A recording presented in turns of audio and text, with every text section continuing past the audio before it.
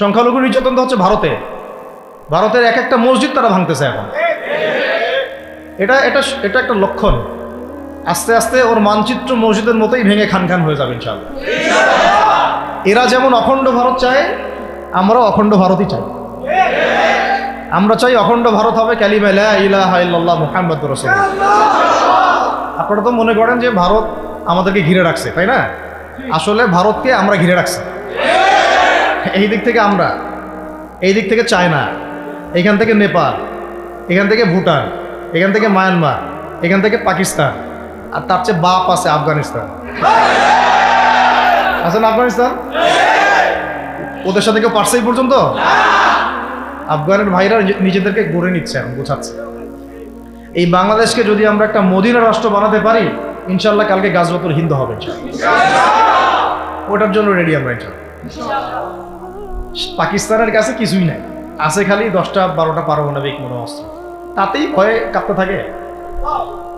China খালি একটু ভয় দেখায় যে আগাইলে কিন্তু সিকিম নিয়ে নিব, আগাইলে কিন্তু চিকেন নেক গিলে ফেলবো। চায়নার ওই ছোট ছোট যোদ্ধাদের কাছে যে মাইটটা খায়, আর আমাদের এখানে দেখা যায় যে সীমান্তর মধ্যে একটা কৃষকও যদি সীমান্ত থেকে দূরেও হাল চাষ করে, ওকে গুলি করে মেরে ফেলে। ফেলা নেই, ফেলানির কথা ভুলে গেছেন আপনারা? আমাদের বন্যা, এরকম কতগুলো মানুষকে সীমান্ত হত্যা করে মারা হয়েছে। আজকে গুগলে গিয়ে সার্চ করে দেখেন কতগুলো মানুষকে বিগত 15 বছরে সীমান্ত হত্যা করা হয়েছে। তো এখানে আমাদের স্বাধীনতার প্রশ্ন আসে না, এখানে গণতন্ত্রের কথা আসে না, সার্বভৌমত্বের কথা আসে না, না, বরং তারা ক্ষমতার জন্য ওদের কাছে ইমান বিক্রি করে দিয়েছে। ক্ষমতার জন্যে এই উগ্রদের কাছে, মানে উগ্র হিন্দুত্ববাদীদের কাছে ওরা তাদের ইমান, ওদের আমল, ওদের তাকওয়া, ওদের দিন সব বিক্রি করে দিচ্ছে। পরিবর্তিত বাংলাদেশে কোনো ভারতীয় দালালকে আর জায়গা না দেওয়া, একদম সাফ কথা। বরং প্রত্যেকটা ডিপার্টমেন্টে যেখানেই তারা লুকিয়ে আছে ঘাপটি মেরে, এই প্রত্যেকটা ভারতীয় দালালকে এখান থেকে বের করতে হবে। আমি একা বললে আমি পারবো না, আপনি একা বললে আপনি পারবেন না। প্রত্যেকটা এই বয়ানের জায়গা, মিম্বর, খুতবা, ওয়াজ মাহফিলের প্যান্ডেল, আমাদের রাজনৈতিক দলগুলো, আমাদের ইসলামপন্থী দলগুলো যেগুলো আছে, সবার ইমারত থেকে আওয়াজটা আসতে হবে। কারণ এরা যদি আর একটা বার সুযোগ করতে পারে, না থাকবে আপনার দেহ, আর না থাকবে আপনার মাথা। এখনই তো আপনাকে হুমকি দিচ্ছে, যে কোনো সময় একটা করে গুপ্ত হত্যা করবে এরা। চট্টগ্রামে সাইফুল ইসলাম এক ভাইকে কুপায় মারা হয়েছে, এটার বিচার এখনো হয় নাই। যারা মারছে ওদের পক্ষ নিয়ে আমরা আবার সংখ্যালঘুর স্লোগান তুললাম। এ কেমন সংখ্যালঘু যে আমার ভাইকে জবাই করে হত্যা করে? হ্যাঁ, কথা হচ্ছে আমরা একটা কাপুরুষতার পরিচয় দিচ্ছি। নেপাল ওকে টাইম দেয় না, ভুটান টাইম দেয় না, মায়ানমার টাইম দেয় না, চায়না তো দেয়ই না, আর আমরা তাকে একেবারে প্রভুর আসনে বসায় রাখছি। আমরা কি দিছি? আমরা ইলিশ দেই, আমরা ট্রানজিট দেই, আমরা রেল দেই, আমরা বন্দর দেই, আমরা আর কি দেই? গ্যাস তো দেই মাশাআল্লাহ, তারপরে পণ্যগুলো তো দিচ্ছি, গার্মেন্টস দিয়ে দিচ্ছি, আমাদের প্রশাসনের মধ্যে লোকজন দিয়ে দিচ্ছি, কর্মী শ্রমিক দিয়ে দিচ্ছি। এই জন্যই তো বলি, কেন সে স্ট্যাটাস দেয় যে এই স্বাধীনতা তার স্বাধীনতা, এটাই তো আমরা কারণ। তার মানে তারা আমাদের সার্বভৌমত্বটাকে স্বীকার করে না, তাই না? তারা যদি আমাদের স্বাধীনতা, সার্বভৌমত্বকে স্বীকার করতোই, তাহলে তো এরকম স্ট্যাটাস দিত না, দিত কি? তো এখন কথা হচ্ছে, আমরা মাথা নত করার জাতি না। আমাদের নবী মুহাম্মদ সাল্লাল্লাহু আলাইহি ওয়াসাল্লাম মাথা উঁচু করে দাওয়াতি কাজ করছেন। মার খেলেও কখনো তিনি মাথা নিচু করেন নাই। সাহাবায়ে কেরাম রাদিয়াল্লাহু আনহুম আজমাইন মাথা উঁচু করে দাওয়াতের কাজ করছেন, কারোর সামনে মাথা নত করেন নাই ইল্লাল্লাহ, আল্লাহ ছাড়া। মার খেয়েছেন, হিজরত করতে হলে হিজরত করেছেন, কখনো মানুষ গালি দিয়েছে, গালি সহ্য করেছেন, কখনো মদিনায় চলে যেতে হয়েছে, দেশ ছাড়তে হয়েছে, দেশ ছাড়ছেন, আবার কখনো ইসলামী রাষ্ট্র কায়েম করতে হয়েছে, রাষ্ট্রও কায়েম করছে। জিহাদ করার দরকার, জিহাদও করছে, কেতালের দরকার, কেতালও করছে, আস্তে আস্তে মক্কা বিজয় করছে, করেন নাই? সিরাত পড়তে হবে, সিরাতের ধারাগুলো আমাদেরকে বুঝতে হবে। এখন আমরা তো তার উত্তরসূরি, আমরা তাদের উত্তরসূরি। প্রথম কথা হচ্ছে, আমরা আমাদের নতজানু মনোভাবটাকে আগে ত্যাগ করতে হবে, এক নম্বর। আর অতীতের জীবনের যে ভুল ত্রুটিগুলো দ্রুত সংশোধন করতে হবে। মানে এখন আর আমাদের হাতে অনেক লম্বা সময় আছে এমন না বিষয়, কত কি যে দ্রুত হয়ে যাবে আপনি হয়তো ভাবতে পারবেন। বিশ্বটা খুব দ্রুত চেঞ্জ হচ্ছে। যদি কখনো বাংলাদেশে দেখা যায় যে দেশের শত্রুরা বা দিনের শত্রুরা বা উগ্রবাদীরা এই দেশের স্বাধীনতা সার্বভৌমত্বের উপর আক্রমণ করে, তখন কি আমাদের উপরে জিহাদ ফরজ হবে কিনা? এখন যদি তাই হয়, এখন আপনাদের কি মনে হয় এটার সম্ভাবনা আছে না নাই? এইটুকু ইন্টেলেকচুয়াল অবস্থা তো আপনাদের আছে, এটার সম্ভাবনাও হতে পারে, আজ হোক কাল হোক, হতেই পারে। তখন আমার প্রিপারেশনটা কী হবে সেটা আমাকে এখন জানতে হবে। আমার প্রিপারেশনটা কী হওয়া উচিত? প্রথম প্রিপারেশন হওয়া উচিত আগের সমস্ত জিন্দগিতে যা করছি নিজেকে আল্লাহর দিকে ফিরাই নিয়ে আসে। এটা প্রথম কাজ। যে আল্লাহর দিকে ফিরে আসা নেই, তার সাথে না জিহাদের সম্পর্ক আছে না কিতালের কোনো সম্পর্ক আছে, সে তো আল্লাহর পথেই নাই। তো প্রিয় যুবক ভাইরা, আগে প্রথম কথা হচ্ছে আগে আপনি আল্লাহর দিকে ফিরে আসেন, এক নাম্বার। দ্বিতীয় কথা হচ্ছে এরপরে আমাদের প্রয়োজন শারীরিক প্রস্তুতি। শারীরিক প্রস্তুতি যেমনটা বললাম যে কোনো অবস্থাতেই আলেম ওলামাদেরকে, দায়ীদেরকে, মুফতিদেরকে, মুহাদ্দিসদেরকে, মাদ্রাসার শিক্ষকদেরকে, খতিবদেরকে ভিতরে ঢুকতে দেওয়া যাবে না। কারণ আপনাদেরকে যদি ভিতরে নিয়ে যাওয়ার স্কোপ পায় তারা নতুন করে আবারও কেউ, তাহলে আর সুস্থ রাখবে না, ফিজিক্যালি আপনি ঠিক থাকতে পারবেন না। অতএব একটা সামাজিক প্রতিরোধ গড়ে তুলতে হবে সবসময়। মানে একটা এলাকার মধ্যে একজন আলেম আছেন, সেই আলেমকে এলাকা থেকে নিতে পারবে না, তাকে নেওয়ার আগে 100 জনের উপর গুলি চালাইতে হবে, এমন একটা মুভমেন্ট থাকতে হবে। প্রতিবাদ না করলে আপনি বান্দরবনে যান, বান্দরবনের পাহাড়ি এলাকায় গিয়ে কোন একটা পাহাড়ি লোককে উঠাই নিয়ে আসেন, দেখি কত বড় সাহস আছে। আর্মি পর্যন্ত পারে না। কে পারে না? সেনাবাহিনী পারে না। পারে? পাহাড়িরা ওইখানে ঐক্যবদ্ধ হয়ে যায়, ওদের মহিলারা ঝাড়ু নিয়ে সামনে চলে আসে। এই আমাদের বান্দরবনের কথা বলতেছে। ওখানে যে কুকি চিং একটা ফ্রন্ট গঠন করছে সশস্ত্র বিদ্রোহীরা, ওই অংশটুকুকে নিয়ে একটা মাস্টার প্ল্যান আছে ওদের। ওই অংশটুকুতে তারা একটা খ্রিস্টান রাজ্য বা আলাদা একটা পাহাড়িদেরকে নিয়ে একটা রাষ্ট্র প্রতিষ্ঠা করতে চায়। এটা ওদের স্বপ্ন আর কি। এই উদ্দেশ্যে তারা হাঁটতেছে এবং তারা অস্ট্রেলিয়ান ভাষায় কথা বলে। ওখানে তারা পতাকা বানাইছে, মানচিত্র বানাইছে, এমনকি লাস্ট টাইম আমরা ওখানে গিয়ে শুনলাম যে মুদ্রাও নাকি বানাচ্ছে। মুদ্রা হাসতেছেন? বিষয়টা কত ডিপ। আমাদের রাষ্ট্রে যে কত সমস্যা, আর জানি না যারা দায়িত্বে আছে তারা কি করতেছে, আসলে কোন দিকটা সামাল দিচ্ছে। অর্থনৈতিক দিকটা দেখবে না এই পাহাড়ি এলাকার সমস্যাগুলো মেটাবে, নাকি আমাদের মুসলিম উম্মার অভ্যন্তরীণ সমস্যাটা মেটাবে, না শহীদ ভাইদের খবর নিবে, না পঙ্গু ভাইরা যারা পড়ে আছে হাসপাতালে তাদের খবর নিবে? সিনেমা দেখতে বসে গেছে। কোন আক্কেলে সিনেমা দেখেন আপনি? আপনার সিনেমা দেখার সময় কোথায়? আপনার সিনেমা দেখার সময় কোথায়? এই যে যতগুলো ভাই শহীদ হয়েছে তাদের পরিবারের খোঁজখবর নেওয়া লাগবে না? এবং যতগুলো ভাই এখন হাসপাতালে কাতরাচ্ছে তাদের সঙ্গে হাজার হাজার ছাত্র ভাই, তাদের চিকিৎসা করানো লাগবে না? যত মানুষকে গুম করা হয়েছে ওদেরকে মুক্ত করা লাগবে না?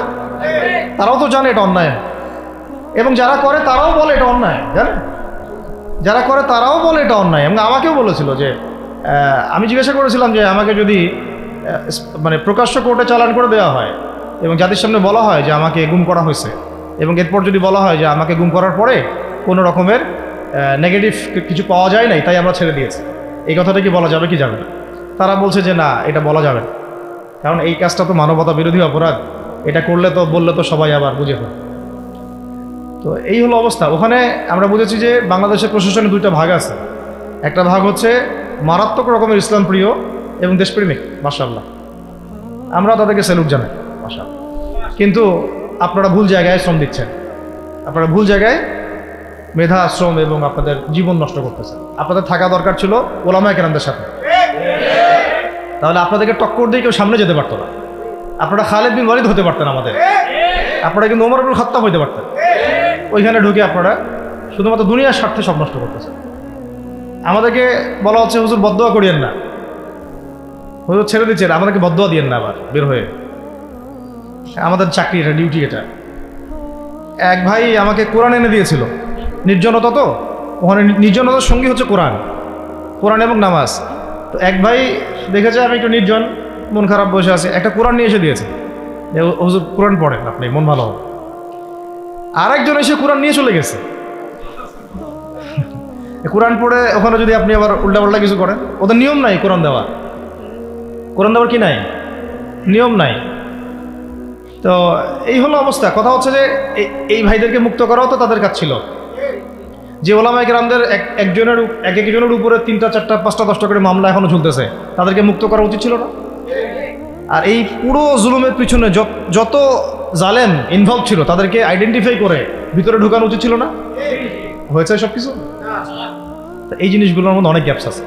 এগুলো যদি এভাবে চলতে থাকে তাহলে আগামীতে আমরা যারা ইসলামিক রাজনীতি করবো বলে চিন্তা করতেছি বা ইসলামকে রাষ্ট্র ক্ষমতা নিতে চাই, আমরাও কিন্তু বেগ পাবো, আর ভালো রকমের বেগ পাইতে হবে। আর বিগত সময় আমরা অনেক ভুল করছি। যেমন মন খারাপ করেন না, এগুলো আমরা ভুল করছি। এই যে আমরা সেকুলারদেরকে অনেক বিশ্বাস করে ফেলছি, ওদের সাথে জোট করতে গেছি, ঠিক আছে, ওদেরকে আমরা ভাই বোন করার চেষ্টা করছি।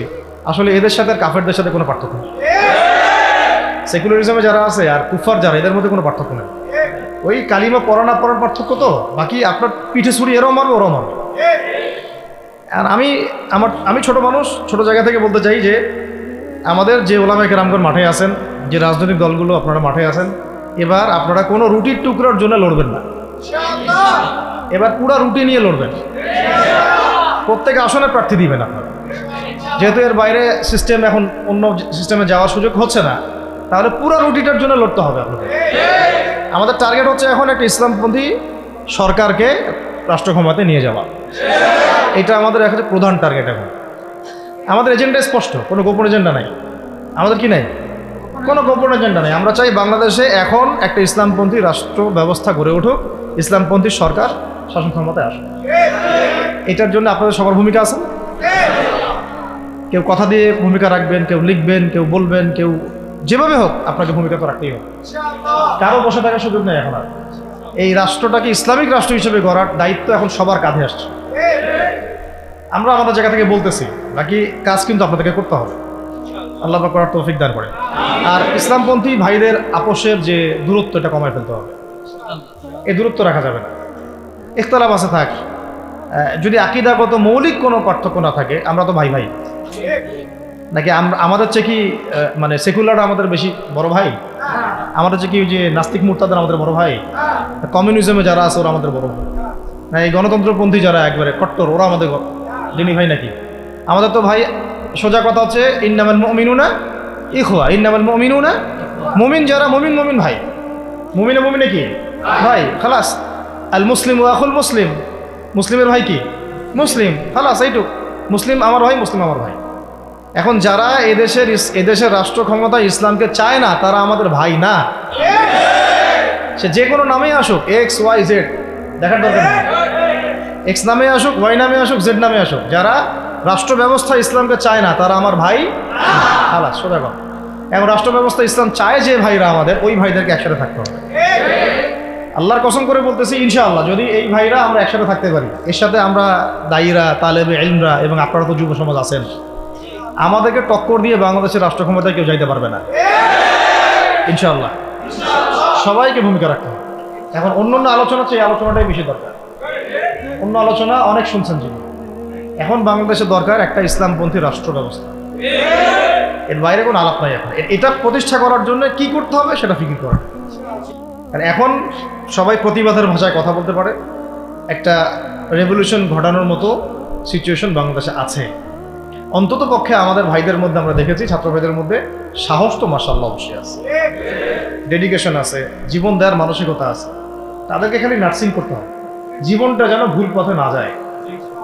এখন আবু সাঈদের রক্তের উপর দাঁড়ায় যদি কোনো সেকুলার ক্ষমতায় আসে, তাহলে এটা আবু সাঈদের রক্তের সাথে গাদ্দারি হচ্ছে। এই মুগ্ধদের রক্তের উপর সিঁড়ি বানায় যদি কোনো জাতীয়তাবাদীরা আর ওই সেই গণতন্ত্রপন্থীরা, ওই ইসলামের দুশ্মনরা, ওই ভারতের দালালরাই যদি ক্ষমতায় আসে, তাহলে এটা ওদের রক্তের সাথে গাদ্দারি হচ্ছে। এই গাদ্দারির মাফ হবে না। এইটা পলাশের যুদ্ধের চেয়ে বড় মির্জাফরি হয়েছে, এটা ৭১-এর চেয়ে বড় রাজাকারী হয়েছে। আপনারা বলেন যে দেখেন, ভালো করে বুঝেন, গুম হয়েছে এক শ্রেণী, আমার কথা মন খারাপ করে না, এক শ্রেণী গুম হয়ে গেছে, এক শ্রেণী ক্রসফায়ার, এক শ্রেণীর শাপলা চত্বরে রক্ত দিছে, তাই নাই?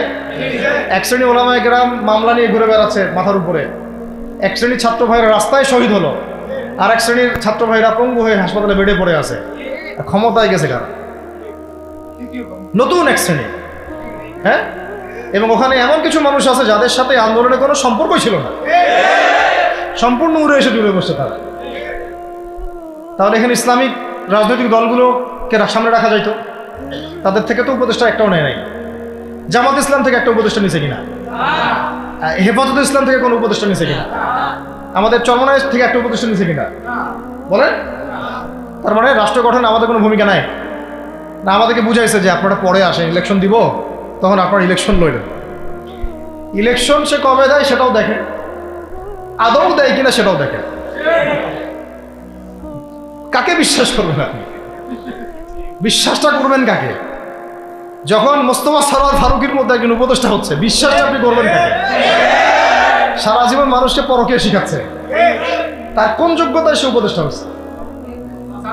আচ্ছা, একটা কাজ করেন, এটা উপদেষ্টা করার জন্য একটা পরীক্ষা নেন না, দেখি বিসিএস এর মতো, দেখেন না এরা পাস করে কিনা।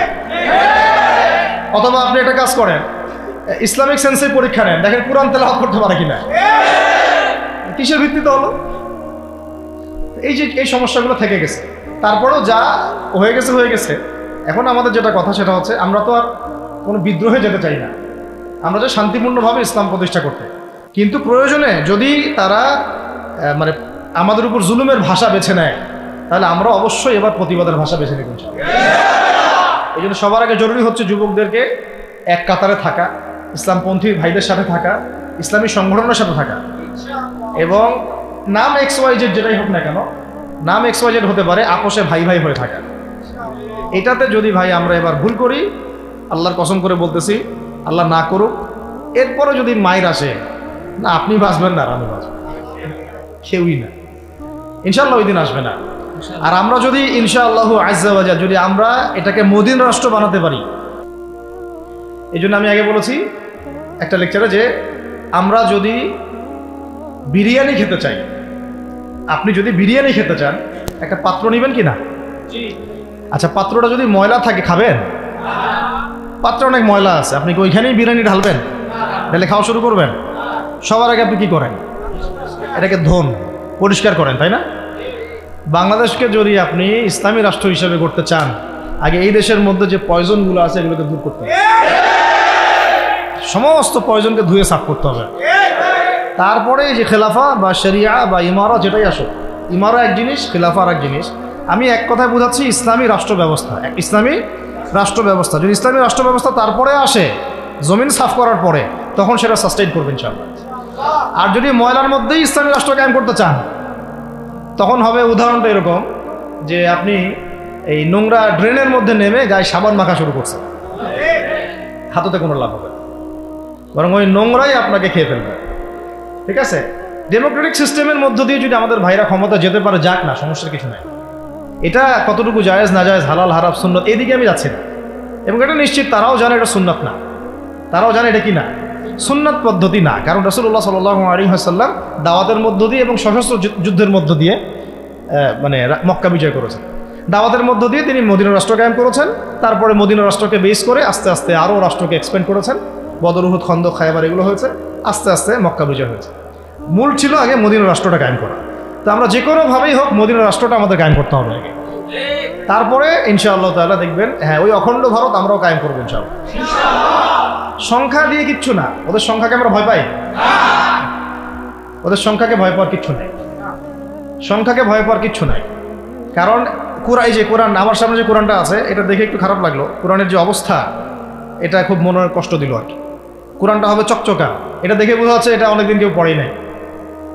আপনাদের বাসার যদি কোরআনের এই হালত হয়, তাহলে আমাদের দ্বারা দিন কায়েম হবে না। আপনার কোরআনের হালত হবে এমন যে কোরআনে এক বিন্দু পরিমাণ কোনো ময়লা নাই, প্রত্যেকদিন আপনার হাতের স্পর্শেই ময়লা দূর হয়, তখন এই কোরআন আপনার পক্ষে কথা বলবেন ইনশাআল্লাহ। তো ভাই, কোরআনের কাছে চলে আসেন, আর দেরি করেন না, সময় নাই। আল্লাহ পাক সবাইকে কবুল করেন, আমিন। এই মসজিদগুলোকে কাজে লাগান, এখানে তালিমি বৈঠক চালু করেন প্রত্যেক সপ্তাহে। আমি যদি প্রত্যেক মাসে রংপুরে আসি, প্রত্যেক মাসে সময় দেবো ইনশাআল্লাহ। আপনারা এখানে ইমাম ঠিক করেন, খতিব ঠিক করেন, এবং ওই যে টিচার ঠিক করেন, করে আপনারা কোরআন শিক্ষার ব্যাচ চালু করেন, কোরআনের তাফসীরের ক্লাস চালু করেন। তারপরে তুলনামূলক আরবি ভাষা শিখেন, মানে এগুলো শিখে নেন তাড়াতাড়ি। সময় নাই, এগুলো আমাদের হাতে সময় কম। এগুলো আজকে থেকে 10 বছর আগেই শেখা উচিত ছিল, তাই না? কিন্তু আমাদের এই সেকুলার শিক্ষা ব্যবস্থা আপনার জীবন থেকে 20 বছর কেড়ে নিয়েছে। 20 বছর পড়াশোনা করার পরে আমি চ্যালেঞ্জ করতেছি, এই যে লাখ লাখ টিচারকেও যদি আপনি কোরআন তেলাওয়াত ধরেন সহি বলতে পারেন, অথচ তারা জাতির শিক্ষক হয়ে বসে আছে। তো সেকুলার শিক্ষা ব্যবস্থাটা আমাদের জীবন থেকে পুরা ইসলামের হকটাকে নষ্ট করে ফেলছে। আপনার অধিকার ছিল যে আপনি একজন স্কুলের স্টুডেন্ট, আপনি কোরআন পড়তে পারবেন।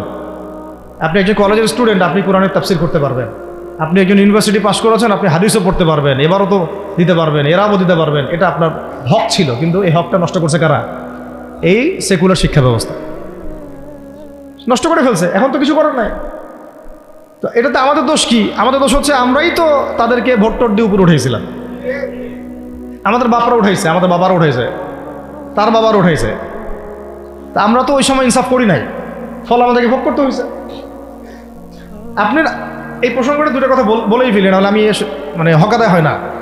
একটা মুসলিম ঘরের ছেলে, তার অধিকার নাই প্রাইমারি স্কুলে গিয়ে সে কোরআন শিখবে? আচ্ছা, আমাদের মৌলিক অধিকার কি? খাদ্য, বস্ত্র, বাসস্থান, শিক্ষা, চিকিৎসা, 5টা বলি না? তো কোরআন আমার মৌলিক অধিকার না? মুসলিম পরিবারের সন্তান আমি, কোরআন আমার মৌলিক অধিকার না?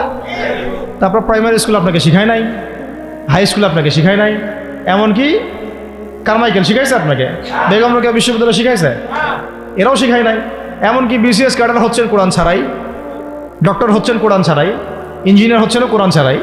এমনকি শিক্ষা কমিশন গঠন হচ্ছে, ওই কমিশনের লোকদেরও কোরআনের জ্ঞান নাই। টকশোতে আইসা আবার ঠিকই পটর করে, কোরআনে পড়তেও পারে না, টকশোতে আইসা পটর করে। এই তো বিগত 10 বছর তো টকশোর বছর ছিল, খালি টকশো, দেখেন নাই? আলোচনা। একটা ন্যারেটিভ তৈরি করা হচ্ছিল, ইসলাম নিয়ে যারাই কথা বলবে এরাই জঙ্গি, এরাই মৌলবাদী, এরাই সন্ত্রাসী। হ্যাঁ, তো কীভাবে মানুষের ব্রেন ওয়াশ করা হয়েছে। আমি আসলে অবাক হয়ে গেছি এই ঘটনাতে, জুলাইয়ের ঘটনায়, যে যুব সমাজকে ধ্বংস করার জন্য তারা 20 বছর ঢেলে দিছে, ওই যুব সমাজই তাদেরকে পিটাই বের করছে। আল্লাহ পাকের কি পরিকল্পনা! আপনাদেরকে ধ্বংস করার জন্য 20 বছর ধরে তারা সিলেবাস কারিকুলাম করছে। আপনাদেরকে শরৎচন্দ্র পড়াইছে, বঙ্কিমচন্দ্র পড়াইছে, হুমায়ুন আহমেদ পড়াইছে, হুমায়ুন আজাদ পড়াইছে, হ্যাঁ, শেক্সপিয়ার পড়াইছে, আর কত কি পড়াইছে। কোরআন পড়তে দেয় নাই, নামাজের স্বাধীনতা দেয় নাই, পর্দার স্বাধীনতা দেয় নাই। আমাদের বোন পর্দা করে পরীক্ষা দিতে গেছে, নিকাব খুলে ফেলা হয়েছে, কি করে নাই। কিন্তু ওই ছাত্র জনতার হাতেই পিটানি খাইতে হয়েছে। আল্লাহ পাকের দেখছেন কি একটা মিরাকেল, আল্লাহ পাকের কি মানে কুদরত, ক্যারিশমা। ঠিক কিরকম হয়েছে জানেন? ঘটনাটা হয়েছে এরকম যে ফেরাউনের ঘরেই মূসা আলাইহিস সালামকে আল্লাহ পাক বড় করছে। মাশাআল্লাহ। তো আপনাদেরকে ধ্বংস করার জন্যই কিন্তু এই পলিসিগুলো অ্যাপ্লাই করা হয়েছে।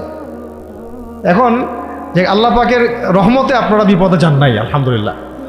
এখন যেটা আল্লাহ পাক বোঝার তৌফিক দিচ্ছেন, দেখেন আপনারা কোরআন শিখতে পারতেন, এখানে পারেন নাই। শিক্ষা কমিশনের মধ্যে কোরআন নাই।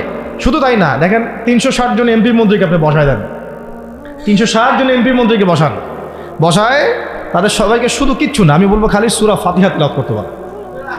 যে আমাদেরকে এখন একটা নতুন উদ্দেশ্য নিয়ে, টার্গেট নিয়ে, একটা মিশন নিয়ে আগামীকাল থেকে পথ চলতে হবে ইনশাআল্লাহ। প্রথম গন্তব্যটা কি? আমরা বাংলাদেশকে একটা মদিনা রাষ্ট্র কায়েম করতে চাই। সেটা যদি করতেই হয় তাহলে আমাকে কার আদলে করতে হবে, কার সুন্নতে করতে হবে? নবী মুহাম্মদ সাল্লাল্লাহু আলাইহি ওয়াসাল্লামের তরিকায়। এবং তার তরিকার প্রথম কাজটাই হচ্ছে আগে ইলম শিখতে হবে। কি শিখতে হবে? এই মসজিদগুলোকে কাজে লাগান, মাদ্রাসাগুলোকে কাজে লাগান। এবং 2 নম্বর হচ্ছে ইলম একা একা শেখা যাবে না। ইলম একা একা শেখা যাবে না। 20 বছর তো আপনি একা পড়াশোনা করেন নাই, প্রতিষ্ঠান ছিল, ওস্তাদ ছিল, তাই না? টিচার ছিল, আপনার একাডেমিক কারিকুলাম ছিল। ঠিক ওইরকমই দিনের ইলমও একা একা শেখা যাবে না, ওস্তাদ লাগবে। এবং আলহামদুলিল্লাহ আমাদের বাংলাদেশে ওস্তাদের অভাব নাই, আলহামদুলিল্লাহ। প্রত্যেক জেলায় উপজেলায় সব জায়গাতেই মুহাক্কিক বরেণ্য আলেমগণ আছেন, আলহামদুলিল্লাহ। অ্যান্ড আপনি খুঁজে বের করবেন কে মুহাক্কিক আলেম। আমি কিছু মানে তাদের বৈশিষ্ট্য বলতে পারি যে তারা নিজেকে জাহির করেন না, বিনয়ী হন, অহংকারী হন না। তারা এত বেশি আইওয়া শোডাউন এত পছন্দ করেন না, নিজেকে আড়াল করার চেষ্টা করেন। হক কথা বলতে তারা ভয় করেন না। এবং তারা অনেক গভীর জ্ঞানের অধিকারী হওয়া সত্ত্বেও অনেক বেশি বিনয়ী হন না। এগুলো দেখে আপনি চিনবেন, ঠিক আছে? আমাদের সালাফরা তো বলতেন যে মুহাক্কিক মানুষকে পাবেন 2 জায়গায়, এক হচ্ছে মাটির তলে, আরেকটা হচ্ছে জেলখানায়। ঠিক আছে? তো যাই হোক, এখন অনেক বরেণ্য উলামায়ে কেরাম আমাদের সমাজে আছেন, তাদের যে কারোর সাথে অন্তত একজনের সাথে নিসবত রাখেন, অন্তত একজনের সাথে নিসবত রাখেন, ঠিক আছে? তো এটা আমাদের সৌভাগ্য আলহামদুলিল্লাহ যে বাংলাদেশে বহু মাদ্রাসা, বহু কওমি মাদ্রাসা, আলিয়া মাদ্রাসা, অনেক ধরনের মাদ্রাসা আছে। কিছু সংকীর্ণতা বা কিছু সমস্যা আমাদের মধ্যে থাকতে পারে, এটা যে কোনো জায়গায় থাকতে পারে, কিন্তু আলহামদুলিল্লাহ এই খেদমতটুকু আছে বলেই এখন পর্যন্ত দ্বীন ইসলামকে তারা মিটাইতে পারে নাই। তো এলেম শিখবো 1 নাম্বার, 2 নাম্বার হচ্ছে এলেম মুহাক্কিক কোন আলেমের সোহবতে শিখবো, একা একা শিখবো না। 3 নাম্বার হচ্ছে যা শিখবো আমলে নিয়ে আসতে হবে। কি বললাম? যা শিখবো আমলে নিয়ে চলে আসতে হবে, ফেলে রাখা যাবে না। আল্লাহ আমাকে তৌফিক দেন, আপনাদের সবাইকে তৌফিক দান করেন। 4 নাম্বার সময় কাজে লাগাইতে হবে, সময় কাজে লাগাইতে হবে, কোনো অবস্থাতেই আর হেলায় ফেলায় সময় নষ্ট করবো না, আমিও করবো না ইনশাল্লাহ, আপনারাও করবেন না ইনশাল্লাহ। 5 নাম্বার হচ্ছে নিজের প্রতিভাকে খুঁজে বের করবেন। সবাইকে আল্লাহ কিছু না কিছু প্রতিভা দিয়েছেন, প্রতিভা খুঁজে বের করে ইসলামের জন্য কাজে লাগাবেন। 6 নাম্বার হচ্ছে যাদের রিজিক হালাল তাদের তো আলহামদুলিল্লাহ কোনো সমস্যা নেই, যাদের হারাম রিজিক আজকে ছাড়তে হবে। কোনো সুদের সাথে সম্পৃক্ত থাকা যাবে না, কোনো ঘুষ, কোনো দুর্নীতি, কোনো মাপে কম দেওয়া, কোনো হারামে আমি খাবো না, আমি কোনো হারামের কাছে যাব না। আর উত্তরবঙ্গের বড় বড় ফেতনাগুলোর মধ্যে এই সুদী এনজিওদের ফেতনাও আছে, কাদিয়ানিদের ফেতনাও আছে, তাই না? তারপরে আপনার এই যে ইসাই মুসলিমদের একটা ফেতনা আছে না, একটা ফেতনা আছে। তারপরে এই আপনার বিড়ি ফ্যাক্টরি, তামাক ফ্যাক্টরির এগুলা ফেতনা আছে হারাম খাওয়ার। আবার নতুন করে ইসকনের ফেতনাও উত্তরবঙ্গে দেখা যাচ্ছে। তো এই ফেতনাগুলোকে চিহ্নিত করে আপনাকে বেঁচে থাকতে হবে এবং রিজিকটাকে হালাল করে ফেলতে হবে, ঠিক আছে? এর পাশাপাশি হচ্ছে 6 নম্বর বলবো যে পরিবারগুলো গড়ে তুলতে হবে। প্রত্যেকটা পরিবার হবে একটা দুর্গ, মানে আমার পরিবার হচ্ছে আমার একটা ইসলামিক রাষ্ট্রের মতো। এই পরিবারের মধ্যে অনইসলামিক কোনো কাজ চলে না। পরিবারের মালিক কে? আমি না? এখানে কি রাষ্ট্র আমাকে হস্তক্ষেপ করতে পারবে? তা আমার পরিবার আমার কন্ট্রোলে চলবে, একদম ইসলামিক অনুশাসন অনুযায়ী চলবে, ডানে বামে নড়তে পারবে না। এভাবে আপনাকে শক্ত থাকতে হবে। 7 নম্বর হচ্ছে এখন থেকে তাবলীগের কাজ সবাইকে করতে হবে। কতটুকু করবেন? যতটুকু আপনি জানেন, যতটুকু আপনি জানেন। যেটা জানেন না ওটা নিয়ে কথা বলার দরকার নেই। আর সমাজে কিছু ইখতিলাফি মাসালাগুলো আছে যেগুলোকে নিয়ে কিছু মানে মোটা বুদ্ধির মানুষেরা আর কি মসজিদগুলো ভাগ করে ফেলে, ঠিক আছে? এই পাল্লায় পড়া যাবে না। ইখতিলাফি মাসালাগুলো সাহাবীদের যুগ থেকেই ছিল, এগুলো নিয়ে মতবিরোধের সুযোগ নাই। এটা তার কাছে এই মাসালাটা অথেন্টিক মনে হয়, সে আমল করতেছে করুক। আমার কাছে এই ফিকহের আলোকে এটা বেশি অথেন্টিক মনে হয়, আমি এটা আমল করতেছি। এগুলো নিয়ে কোনো রকমের আর দ্বন্দ্বে যাবেন না। বরং আমরা এখন ঐক্যবদ্ধ হব কিসের ভিত্তিতে? আমরা ঐক্যবদ্ধ হব আকীদা, আমল এবং মানহাজের ভিত্তিতে। আমাদের আকীদা আহলুস সুন্নাহ ওয়াল জামাআর আকীদা থাকবে, আমল থাকবে সাহাবীওয়ালা আমল, এবং মানহাজ থাকবে আমরা সালাফদের আদলে বাংলাদেশে দিন কায়েম করতে চাই। খালাস। আর যারা দিন কায়েমের কথা বলবে না ওদের সাথে আমার ঐক্য হবে না। কি হবে? দিন কায়েমের কোনো ফিকির নাই, তার সাথে আমার ঐক্য হবে কি হবে? তার ফিকির আছে শুধু মসজিদ নিয়ে আর অন্য কিছু নিয়ে, তার দল নিয়ে বা তার মানে আরও তো আছে অনেক কিছু আর কি, এইগুলো নিয়ে। তো ওইগুলো বাদ দিলাম। এই আমর বিল মারুফের কাজ সবাইকে করতে হবে এবং একই সাথে সবাইকে এখন থেকে প্রতিবাদী হতে হবে, অন্যায়ে নিষেধ করতে হবে। এলাকায় অন্যায় হতে দিবেন না আপনারা। এলাকার মধ্যে জুয়া খেলবে কেন? আপনারা প্রতিবাদী হবেন। এখানে গাঁজা খাবে কেন? আপনি প্রতিবাদী হবেন। মাদকের আকার হবে কেন? আপনারা প্রতিবাদ করবেন।